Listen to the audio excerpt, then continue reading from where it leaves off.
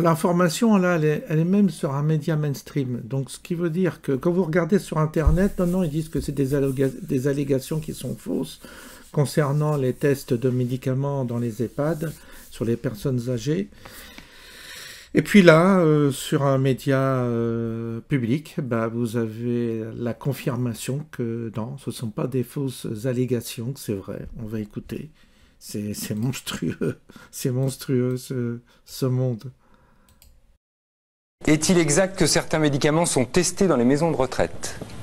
Oui. Oui, forcément. Oui, par la force des choses. Bien sûr. Il y a des accords avec les directeurs de maisons de retraite. Souvent même quand on regarde le comité de gestion, on s'aperçoit qu'il y a le pharmacien du coin, le médecin du coin, etc.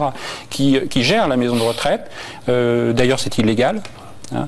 Et au passage, il peut y avoir effectivement des contrats, on l'a vu au cours de l'enquête, il y a des contrats qui permettent d'expérimenter sur les personnes âgées à leur insu. C'est totalement illégal. Se poser des questions, c'est bien. Ne pas s'en poser, c'est encore mieux. Alors, c'est en 2011, hein. J'ai regardé, c'est 2011. Donc, c'est pas d'aujourd'hui. Alors, aujourd'hui, vous imaginez, ça doit être encore plus flagrant. Mais c'est des pratiques qui avaient lieu. Et en 2011, depuis, c'est rien passé, hein. C'est là qu'on voit que le système est vraiment... Ce système est pourri jusqu'à la racine, mais depuis bien longtemps. Ça remonte bien avant le Covid. Le Covid, ce n'est que la révélation de quelque chose qui existait déjà auparavant, bien entendu. Voilà, c'était c'est toujours bon à savoir, pour un peu...